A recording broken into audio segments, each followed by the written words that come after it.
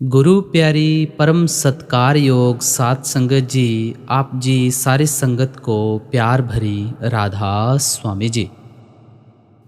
सात संगत जी, आज का सत्संग हमारा हुजूर स्वामी जी महाराज जी की वाणी में से होने जा रहा है। आप जी से बेनती की जाती है कि सत्संग को पूरा सुने।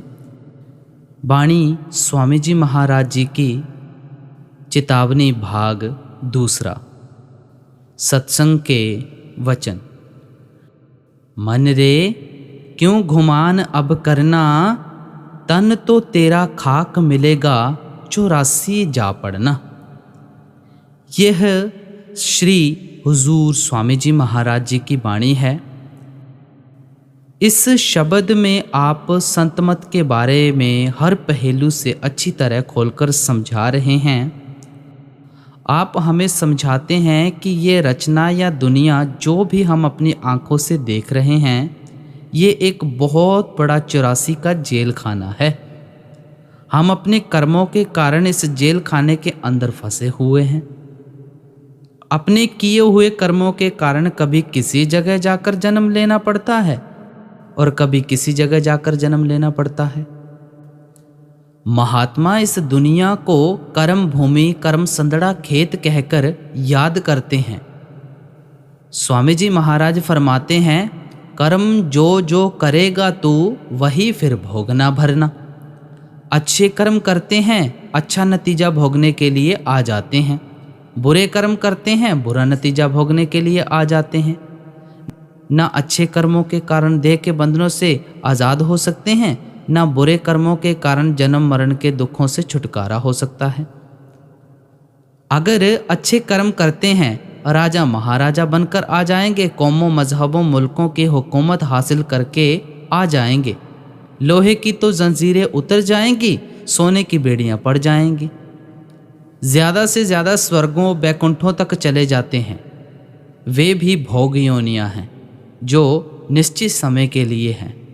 उसके बाद फिर हमें इसी 84 के जेल खाने में आना पड़ता है। अगर बुरे कर्म करते हैं फिर तो नरक और 84 हमारे लिए तैयार रहती है।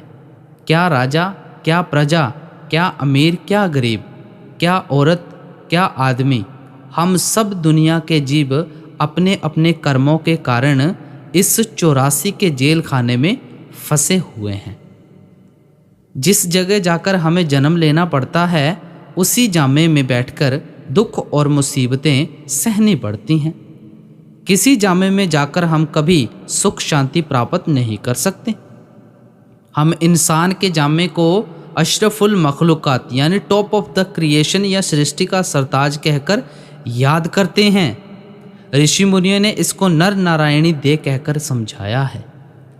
जब इस जामे के अंदर हमें सुख नहीं मिलता, आप सोचें और किस जामे के अंदर जाकर कभी सुख प्राप्त कर सकेंगे।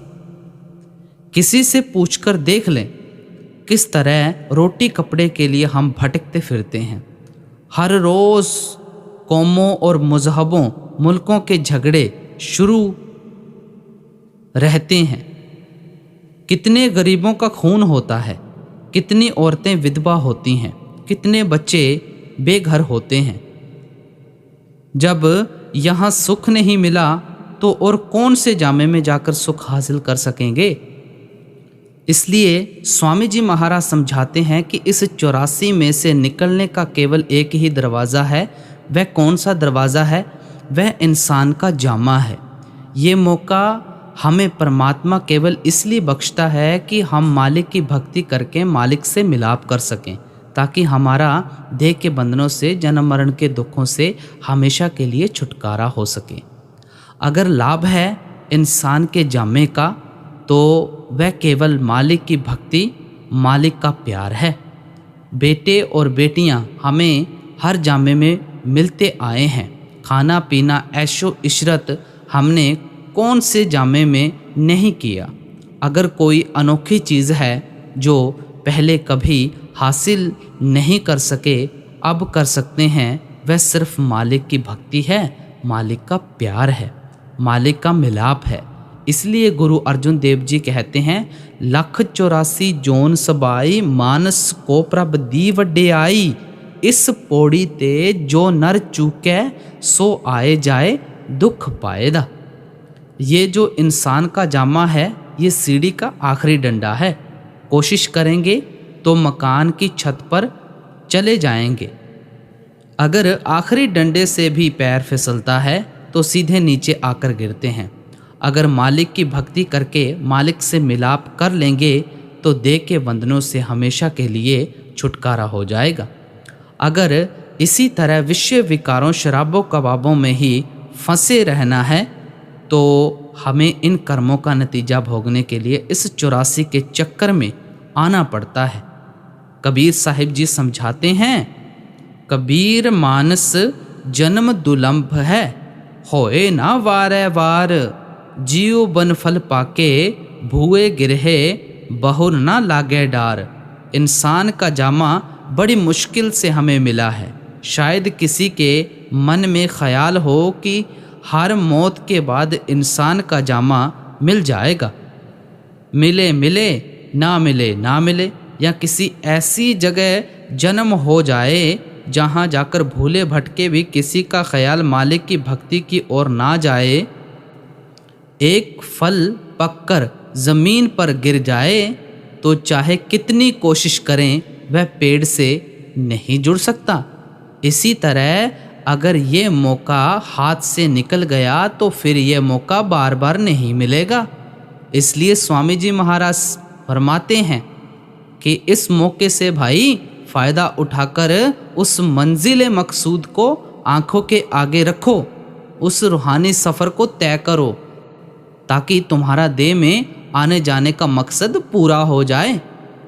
जिस वक्त परमात्मा हमें ये मौका देता है हम जिंदगी के मकसद को बिल्कुल भूल जाते हैं।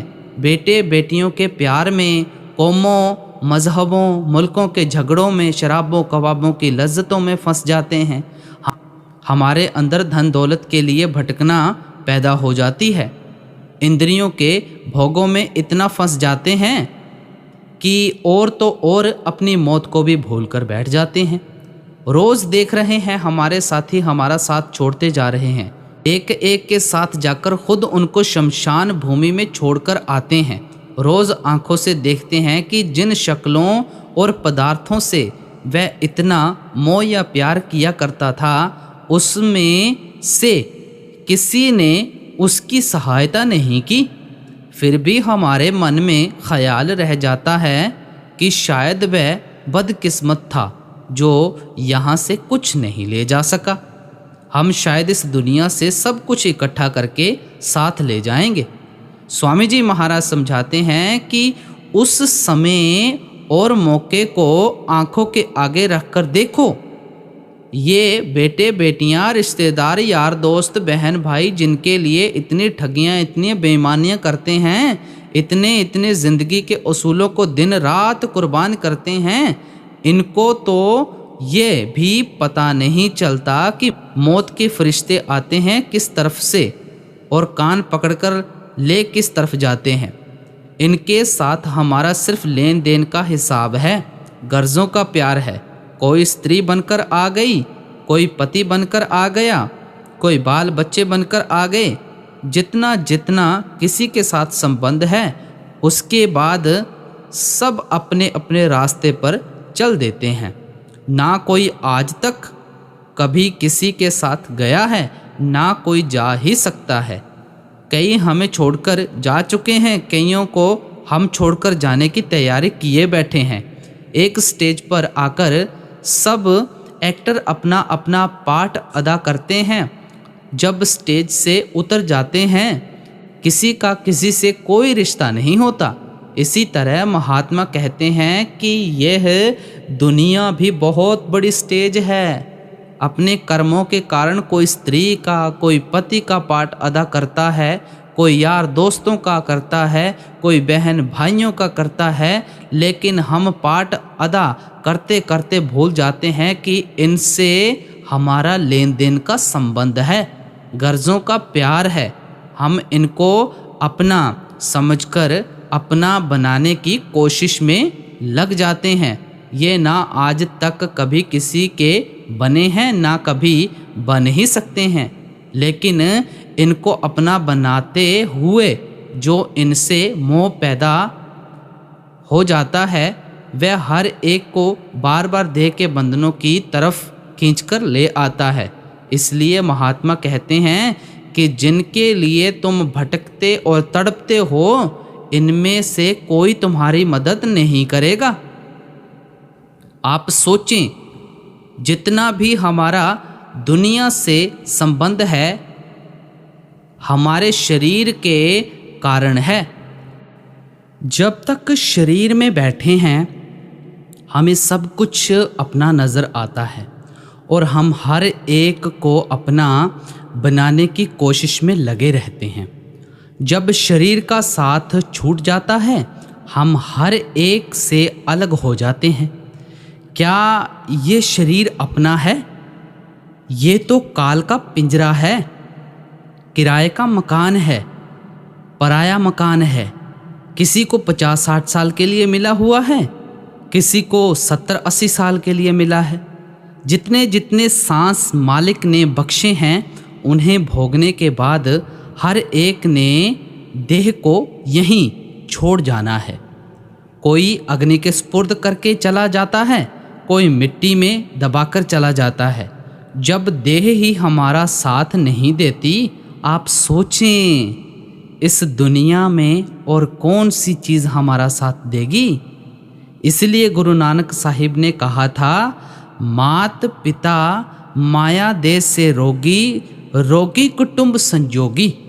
हम पर अगर किसी का सबसे ज़्यादा एहसान है तो हमारे माता पिता का। वे केवल हमें जन्म ही नहीं देते, हमारी परवरिश भी करते हैं।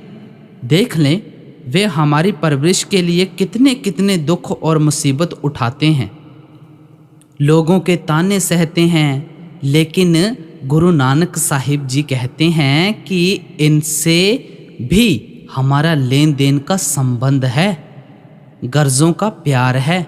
वे भी हमारी कोई सहायता नहीं कर सकते। ये जो दुनिया की धन दौलत है, इसने भी साथ छोड़ देना है। ये जो रजिस्ट्रियाँ, बैंक बैलेंस हमारे नाम है, पिछले कागज़ टटोल कर देखें, हमारे बुज़ुर्गों के नाम थे। जब हमने इनको उनके नाम नहीं रहने दिया, हमारे बच्चे ये चीज़ें हमारे नाम कब रहने देंगे? ये भी यहीं पड़ी रह जाएंगी। हमारा शरीर भी रोगी है, ये भी नष्ट हो जाएगा, फना हो जाएगा। गुरु नानक साहिब आसा की वार में समझाते हैं, कूड़ कूड़ै नेह लगा, विसरिया करतार, किस नाल कीजै दोस्ती, सब जग चलन हार। हमारा शरीर भी कूड़ है, ये भी नष्ट हो जाएगा। इसके अंदर बैठकर जिस दुनिया से और जिसके पदार्थों से प्यार किए बैठे हैं, इस रचना और इसके पदार्थों को भी नष्ट हो जाना है। गुरु साहिब कहते हैं कि ये कूड़ हमेशा कूड़ के मोह या प्यार में फंसा रहता है, उस परमात्मा को भूल चुका है। इसीलिए कहते हैं कि दुनिया में कोई चीज़ तुम्हारी भक्ति, मोहब्बत और प्यार के काबिल नहीं। हर एक को तुम्हारा साथ छोड़ देना है। हम परमात्मा को भूल चुके हैं। इन शक्लों और पदार्थों को अपना बनाने में दिन रात लगे हुए हैं। आँखों से देखते हैं कि ये हमारा साथ छोड़ते जा रहे हैं, फिर भी इनके मोह में से ख्याल नहीं निकलता। इसलिए स्वामी जी महाराज कहते हैं कि कभी उस समय को अपनी आँखों के आगे रख कर देखो कि उस समय कौन तुम्हारी सहायता या मदद करेगा। हमने उस समय के बारे में तो कभी सोचा नहीं। हम तो सारा दिन देह के अहंकार में ही फंसे रहते हैं। हमने कभी ठंडे दिल से सोचने की कोशिश ही नहीं की कि हम शरीर में बैठकर अहंकार किस चीज़ का करते हैं। हमें जवानी का अहंकार है। क्या कभी किसी के बुढ़ापे को हमने नहीं देखा? क्या हमें कभी उस बुढ़ापे में नहीं जाना पड़ेगा? क्या हमें खूबसूरती और सुंदरता का मान है?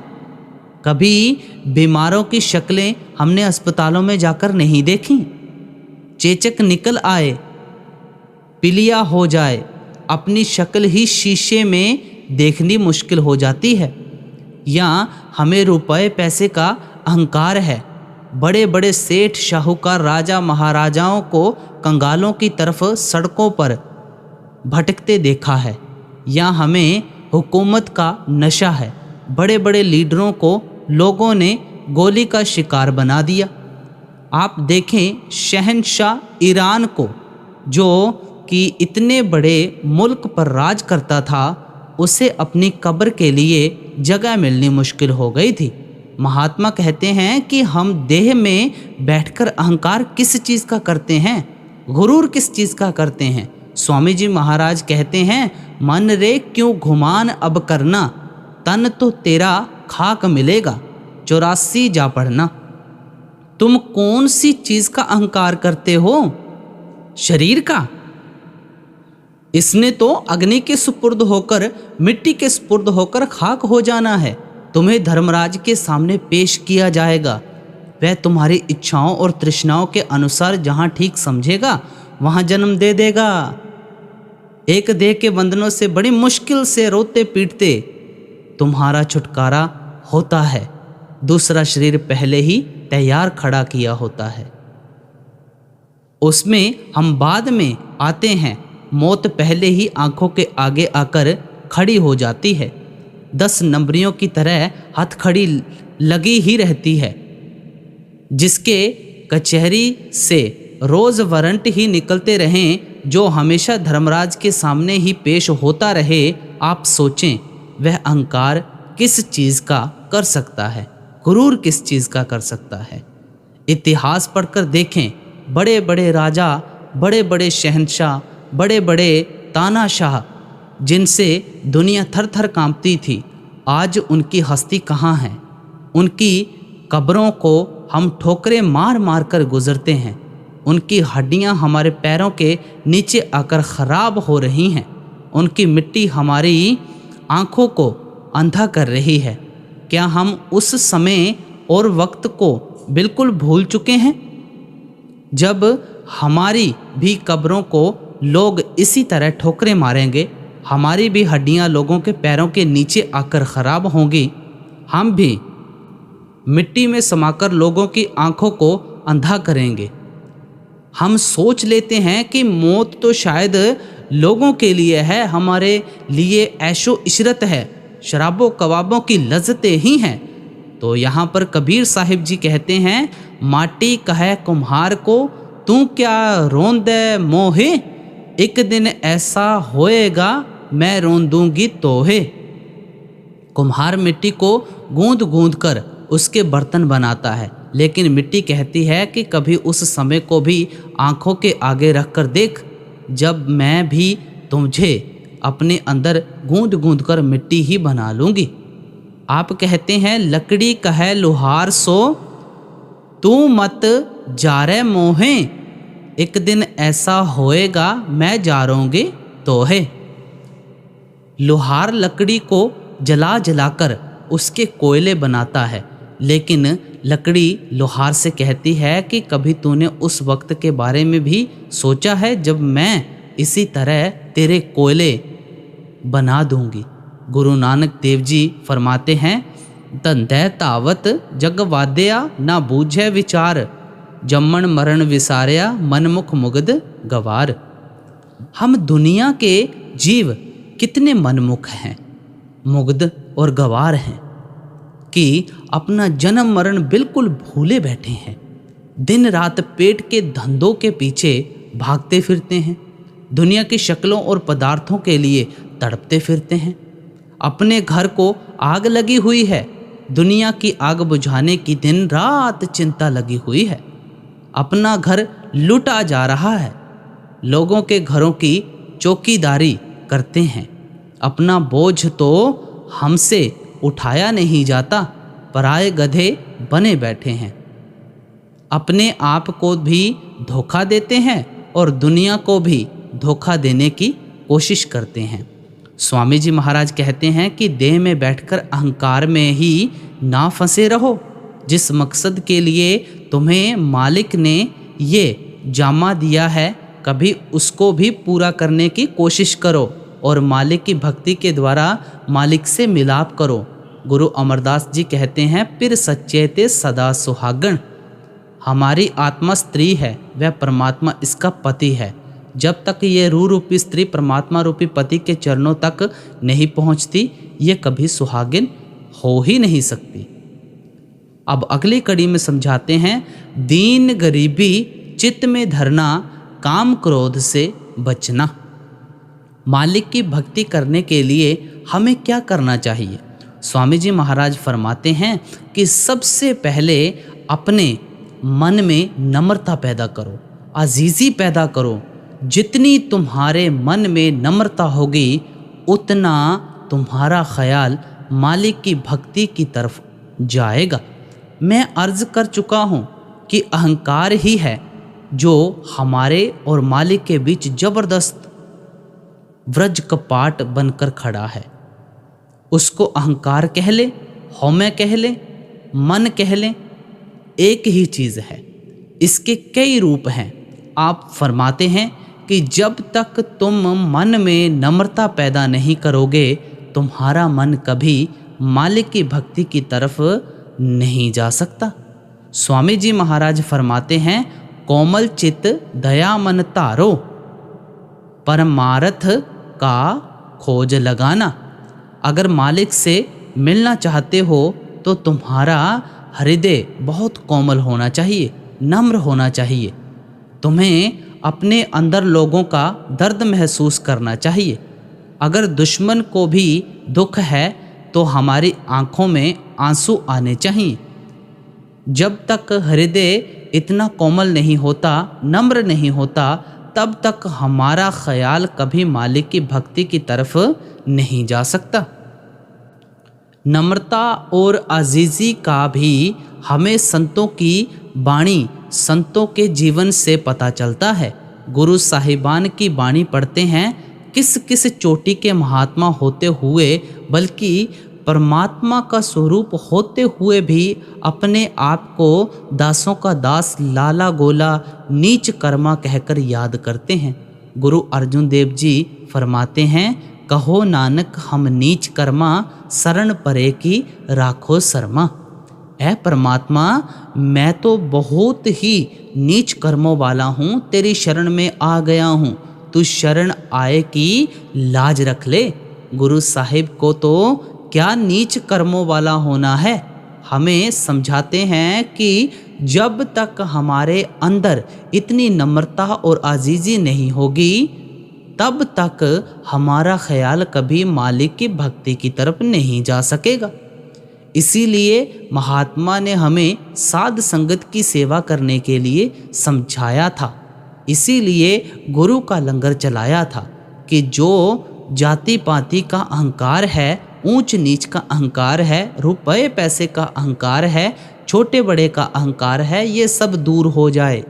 जब एक जैसे होकर साध संगत की सेवा करेंगे, हमारे मन के अंदर नम्रता पैदा होगी, अजीज़ी पैदा होगी। गुरु के लंगर में इकट्ठे बैठकर खाना खाते हैं तो इस जाति पाति के अहंकार में से, अमीरी गरीबी में से, ऊंच नीच से मन निकलता है और हम इंसान को इंसान समझना शुरू कर देते हैं। इसलिए स्वामी जी महाराज कहते हैं कि मालिक की भक्ति में कामयाब होने के लिए सबसे पहले मन में नम्रता पैदा करो, अजीज़ी पैदा करो। संत रविदास जी की वाणी पढ़कर देखें कि किस चोटी के महात्मा होकर अपने आप को कहते हैं, जाति होछा पाति होछा जन्म हमारा। ऐ परमात्मा, मेरी जाति भी होछी है, मेरे कर्म भी बड़े होछे हैं, लेकिन मैं तेरे चरणों में आ गया हूँ, तू मेरे आए की लाज रख ले। हमें दुनिया के 4 लोग हाथ जोड़ना शुरू कर दें, वाह वाह करना शुरू कर दें, हमें ज़मीन पर सीधे चलना भी मुश्किल हो जाता है। हमारे अंदर कितना अहंकार आ जाता है, मान वड्याई आ जाती है। इसलिए स्वामी जी महाराज कहते हैं कि सबसे पहले अपने मन में नम्रता पैदा करो, आजीजी पैदा करो। अब हमें अगली कड़ी में फरमाते हैं, प्रीत प्रतीत गुरु की करना, नाम रसायन घट में जरना। अब मन में ख्याल आता है कि किस तरह हमारे अंदर नम्रता और आजीजी आ सकती है, किस तरह हमारे अंदर से काम क्रोध की लहरें निकल सकती हैं। स्वामी जी महाराज कहते हैं कि तुम्हें इसके लिए संत महात्माओं की संगति करनी पड़ेगी। हमारा मन संगत और सोहबत का बड़ी जल्दी असर लेता है। हम चोरों की संगति करते हैं, चोरी करने की आदत पैदा हो जाएगी। जुआरियों के पास बैठें, जुआ खेलने की आदत पैदा हो जाती है। शराबियों के पास उठना बैठना शुरू कर दें, शराब पीने की आदत पैदा हो जाएगी। इसी तरह अगर हम मालिक के भक्तों और प्यारों की संगति करते हैं, वे मालिक की भक्ति में लगे हुए हैं, उनको देखकर खुद ब खुद हमारे अंदर मालिक की भक्ति का शौक और प्यार पैदा हो जाता है। गुरु रामदास जी फरमाते हैं, साकत सूत बहु गुरछी परया कियु करतान तनीजय, तंत सूत किछ निकसै नाही साकत संग न कीजय। भाई, उलझे हुए सूत से कभी कपड़ा नहीं बुना जा सकेगा।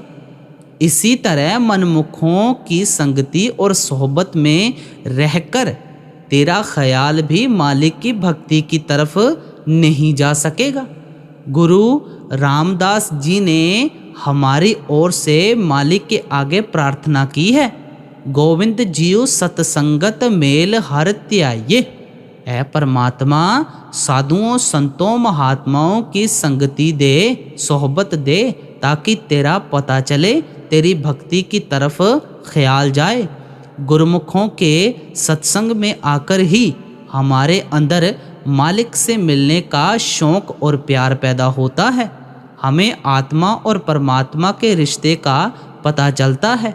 आत्मा और परमात्मा के रास्ते की रुकावटों को दूर करने के तरीके का पता चलता है, साधन का पता चलता है। महात्मा सत्संग उसको नहीं कहते जहाँ एक कौम दूसरी कौम को गालियाँ देती है, एक मजहब दूसरे मजहब की निंदा चुगली करता है, जहाँ एक दूसरे के गले काटने के तरीके सिखाए जाते हैं। महात्मा के सत्संग में गुजरे हुए राजा महाराजाओं की कथा कहानियाँ नहीं सुनाई जाती, ना ही सत्संग में किसी को डराया या धमकाया जाता है। ये तो बहुत बुरी बात है कि अगर कोई हमारी अकल के मुताबिक मालिक की भक्ति नहीं करता तो हम उसे गालियाँ देनी शुरू कर दें, बुरा भला कहना शुरू कर दें। हमें उसको प्यार से समझाना है कि देख भाई, हमें इस रास्ते पर चलकर ये फ़ायदा प्राप्त हुआ है। अगर तेरी समझ में आता है, तू भी इस रास्ते पर चलकर ये फ़ायदा प्राप्त कर सकता है। गुरु नानक साहिब समझाते हैं, सतसंगत कैसी जानिए, जिथे एक को नाम बखानिए। महात्मा के सत्संग में केवल शब्द का ही प्रचार किया जाता है। ऐसे सत्संग में जाकर कभी घाटा नहीं होता, फ़ायदा ही फ़ायदा होता है। नाम की कमाई तो बहुत ऊंची और निर्मल चीज़ है। अगर देह में बैठकर गुरुमुखों की संगति में लगे रहते हैं तो कम से कम पापों और बुरे कर्मों से तो बचे रहते हैं। अगर एक अंधा फूलों के बाग में जाकर फूलों की खूबसूरती का आनंद नहीं ले सकता तो वह फूलों की खुशबू तो ले ही जाता है। अगर पत्थर पानी में रहकर घुलता नहीं तो सूरज की तपिश और गर्मी से तो बचा ही रहता है। इसलिए महात्मा सत्संग पर इतना जोर देते हैं। वैसे तो वही 3-4 बातें हैं, चाहे किसी महात्मा के सत्संग में चले जाएं, किसी महात्मा की वाणी पढ़ लें, लेकिन मन को ठोकर लगती रहे, मन को कोई समझाता रहे तो कहीं हमारा ख्याल शराबों, कबाबों, विषय विकारों, बेटे बेटियों के प्यार में से निकलकर मालिक की भक्ति और प्यार की तरफ लगता है। कबीर साहिब कहते हैं, कबीर संगत साध की जो की भूसी खाए, खीर खाड़ भोजन मिले साकत संग ना जाए। अगर मालिक के भक्तों और प्यारों की संगति में जाकर सूखे टुकड़े भी खाने पड़े तो वे लाख दर्जे अच्छे हैं, बजाय इसके कि मनमुखों की संगति में जाकर खीर हलवा आदि खाने के। आप फरमाते हैं, एक घड़ी आधी हूँ से आध, कबीर संगति साध की कटे कोटि अपराध। एक घड़ी आधी से आधी घड़ी भी जो मालिक के भक्तों और प्यारों की संगति करते हैं, उससे हमारे मन से हजारों किस्म के वहम भ्रम संकल्प दूर होते हैं। पता नहीं महात्मा के कौन से वचन हमारे कानों में पड़ने हैं जिन्होंने हमारे जीवन को ही बदल देना है। मौलाना रूम कहते हैं, हम नशीनी सायते बा ओलिया बेहतर अज सद साला ताकत बेरिया। मालिक के भक्तों और प्यारों की एक घड़ी की संगति और सोहबत मन बुद्धि की 100 साल की भक्ति से अच्छी है। अगर रास्ता पूर्व की तरफ है, हम दौड़ते पश्चिम की तरफ हैं, तो जितना दौड़ते हैं उतना मंजिल मकसूद से दूर होते चले जाते हैं। इसलिए महात्मा सत्संग पर इतना जोर देते हैं। आप आगे समझाते हैं, हर का सेवक सो हर जेहा, भेद न जानो मानस देहा। जो मालिक के भक्त और प्यारे होते हैं, मालिक की भक्ति करके मालिक का रूप हो जाते हैं। उनमें और मालिक में कोई भी भिन्न और भेद नहीं होता। उनका परमात्मा से क्या संबंध है? जीव जल तरंग उठे बहुभांति, फिर सल्ले सलल समायदा। समुद्र के अंदर 2-4 मिनट के लिए एक लहर उठती है, लहर फिर वापस समुद्र में ही समा जाती है। जो एक लहर का समुद्र से संबंध है, वही मालिक के भक्तों और प्यारों का परमात्मा से संबंध होता है। लहर कितनी ही ऊंची क्यों ना उठे, वह समुद्र का हिस्सा ही रहती है। लहर समुद्र से कभी अलग नहीं की जा सकती। अगर कोई चीज़ हम समुद्र की लहर के सुपुर्द कर दें, वह उस चीज़ को साथ लेकर समुद्र की तह में बैठ जाती है। महात्मा कहते हैं कि मालिक के भक्तों और प्यारों के स्वरूप का ध्यान करना है, क्योंकि उनका असल स्वरूप शब्द होता है, नाम होता है। हमारा जो असली गुरु है या परमात्मा का जो स्वरूप है, वह भी शब्द है, वह भी नाम है। महात्मा कहते हैं, गुरमति गुर शब्द है। गुरुमुखों का जो असली स्वरूप है वह शब्द है, जिसके साथ वे हमारे ख्याल को जोड़ते हैं। गुरु नानक साहिब समझाते हैं, शब्द गुरु सुरत धुन चेला। वह शब्द हर एक का गुरु है। आत्मा उस शब्द की सेवक है। शरीर तो सेवक को भी यहीं छोड़ जाना है, गुरुमुखों को भी यहीं छोड़ जाना है। लेकिन जो सेवक गुरुमुखों के जरिए अपनी आत्मा को अंदर शब्द के साथ जोड़ लेता है, वह शब्द सेवक की आत्मा को कभी नहीं छोड़ता, सीधा जाकर परमात्मा में समा जाता है। इसलिए हम उन गुरुमुखों के स्वरूप का ध्यान करते हैं। स्वामी जी महाराज कहते हैं, गुरु का ध्यान कर प्यारे, बिना इसके नहीं छूटना। यही गुरु अर्जुन देव जी कहते हैं, गुर की मूरत मन में ध्यान। गुरुमुखों के ध्यान को अपने मन में रखना है, क्योंकि इस रचना के अंदर और कोई चीज़ हमारे ध्यान करने के काबिल नहीं है। आगे कहते हैं, अंतर जोत निरंतर बाणी, साचे साहिब सिंह लिवलाई। हम सबकी आंखों के पीछे ज्योति जलती है। उस ज्योति के अंदर मीठी और सुरीली वाणी की आवाज़ उठ रही है। कबीर साहिब फरमाते हैं, दीपक जरै अगमय का बिन बाती बिन तेल। वह जो अगम की ज्योति है, बिना बत्ती और तेल के हर एक के अंदर जलती है। हम जितनी भी मंदिरों, मस्जिदों, गुरुद्वारों में ज्योतियाँ जलाते हैं, हर एक को बत्ती की ज़रूरत पड़ती है, तेल की ज़रूरत पड़ती है। बत्ती ख़त्म हो जाए ज्योति बुझ जाएगी, तेल ख़त्म हो जाए ज्योति बुझ जाएगी। लेकिन महात्मा उस ज्योति का जिक्र करते हैं जिसको आज तक कभी बत्ती की ज़रूरत नहीं पड़ी, तेल की ज़रूरत नहीं पड़ी। महात्मा बुद्ध ने उसको अखंड ज्योत कहकर याद किया है। वह ज्योत जो कभी नहीं बुझती, वह ज्योति हर एक की आंखों के पीछे जल रही है। जब तक हम अंदर उस ज्योति के दर्शन नहीं करते, हमारे अंदर से अज्ञानता का अंधेरा कभी दूर नहीं हो सकता। शब्द की कमाई करके अपने अंदर से अज्ञानता के अंधेरे को दूर करना ही असली दिवाली मनाना है। दिवाली का मतलब ही अंदर की रोशनी, अंदर की ज्योति के दर्शन करना है। जब तक ये अज्ञानता का अंधेरा दूर नहीं होता, हमारी कैसी दिवाली है? हमारे अंदर तो अंधेरा ही अंधेरा फैला हुआ है। स्वामी जी महाराज प्यार से समझाते हैं कि 9 द्वारों में से ख्याल को निकालकर आंखों के पीछे इकट्ठा करो, फिर अपने ख्याल को शब्द के साथ जोड़ो, नाम के साथ जोड़ो। गुरु अमरदास जी कहते हैं, गुर ज्ञान अंजन सच नेत्री पाया, अंतर चानन अज्ञान अंधेर गवाया।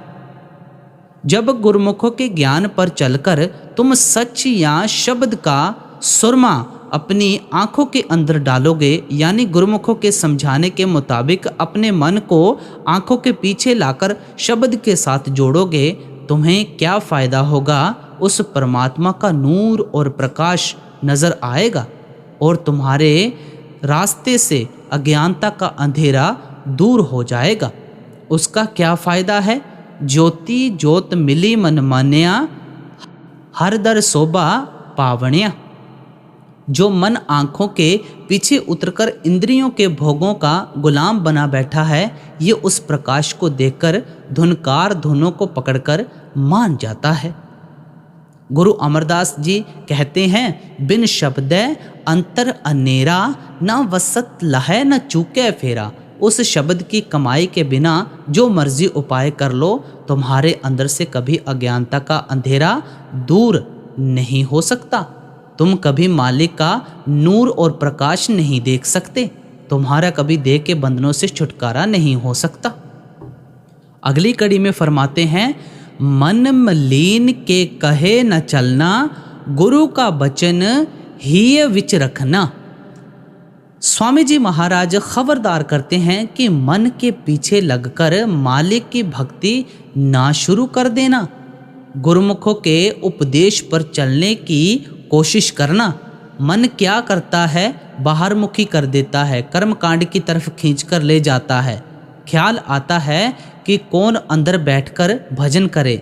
महात्मा की खड़ाओं पर ही माथे टेक लें, उनकी समाधियों पर ही माथे रगड़ लें, उनकी तस्वीरों पर ही माथे टेक लें, बुत बनाकर हार पहनाने शुरू कर दें। बहुत सारे तीर्थ हैं, वहाँ जाकर सरोवरों में स्नान कर लें, महात्माओं के ग्रंथ पोथियाँ पढ़ लें, इनसे ही मुक्ति हो जाएगी। मन हमें हमेशा बाहर ही बाहर रखने की कोशिश करता है। हुजूर महाराज जी समझाया करते थे कि मन काल का एजेंट है। काल कब चाहता है कि कोई जीव उसके दायरे से निकलकर वापस जाकर परमात्मा से मिल सके, इसलिए मन एक एक जीव के लिए पूरी पूरी लड़ाई करता है। ये हमें सारी उम्र कर्म कांड में ही फंसाए रखता है। महात्मा के असली उपदेश पर नहीं चलने देता। महात्मा के उपदेश को कभी कौम की शक्ल दे देता है, कभी मजहब की शक्ल दे देता है, कभी मुल्क की शक्ल देता है, और इस चक्कर में ही हम जिंदगी गुजार कर चले जाते हैं। जो महात्मा का असली उपदेश था, जिस रूहानियत का उन्होंने देह में बैठकर प्रचार किया था, जो सुरत शब्द का अभ्यास करने का तरीका समझाया था, उससे आहिस्ता आहिस्ता वह हमें कोसों दूर ले जाता है। गुरु अमरदास जी कहते हैं, पूजा करे सब लोक संतो, मन मुख थाए ना पाई। भक्ति तो हम दुनिया के सब जीव मालिक की करते हैं, क्योंकि आत्मा की कशिश अपने असल की ओर ज़रूर जोर मारती है। उसके अधीन होकर हर एक को परमात्मा की खोज है। हम सब अपनी अपनी अकल के मुताबिक मालिक की भक्ति और पूजा में लगे हुए हैं, लेकिन गुरु साहिब कहते हैं कि हम मन के पीछे लगकर भक्ति करते हैं। मन हमें बाहरमुखी कर देता है, कर्मकांड की तरफ खींचकर ले जाता है, इसलिए मनमुख थाए ना पाई। गुरु साहिब कहते हैं कि जो तुमने मन के पीछे लगकर बाहरमुखी होकर मालिक की भक्ति करनी शुरू कर दी है, ये भक्ति तुम्हें अपने ठिकाने पर नहीं पहुंचाएगी। कौन सी भक्ति हमें ठिकाने पर पहुंचाएगी? शब्द मरै मन निर्मल संतो ए पूजा थाए पाई। जब शब्द या नाम की कमाई करके हम मन को निर्मल कर लेंगे, ये परमात्मा की असली भक्ति है जो हमें अपने ठिकाने पर पहुंचाएगी। गुरु नानक साहिब फरमाते हैं, सुरत शब्द भवसागर तरिए नानक नाम बखाने। भाई, जब भी तू भवसागर को पार करेगा, सुरत को शब्द से जोड़कर करेगा। गुरु नानक साहिब कहते हैं, नानक नाम ना विसरै छूटै शब्द कमाए। भाई, नाम को तो कभी सपने में भी भुलाने की कोशिश मत करना, क्योंकि जब भी तू देह के बंधनों से छूटेगा, केवल शब्द या नाम की कमाई करके ही छूटेगा। किसी भी महात्मा की वाणी पढ़कर देखें, संत महात्माओं ने केवल शब्द या नाम का ही प्रचार किया है। ये हम दुनिया के जीव हैं, कोई पहाड़ों से बंधा हुआ है, कोई समाधियों से बंधा हुआ है, कोई मकानों, चारपाइयों, चौकियों, कुर्सियों से बंधा हुआ है। हम शब्द के साथ नहीं बंधते। जब तक शब्द से नहीं बंधेंगे, हमारा देह के बंधनों से कभी छुटकारा नहीं हो सकेगा। इससे ज़्यादा गुरु अमरदास जी क्या कह सकते हैं? बिन नावे होर पूज ना होबई, परम पूली लोकाई। अच्छी तरह इस बात को मन में बिठा लो कि शब्द या नाम की कमाई के बगैर मालिक की कोई भी भक्ति या पूजा नहीं है। स्वामी जी महाराज भी कहते हैं, नाम गुरु का संभाले चल, यही है दाम गंठ वंदना।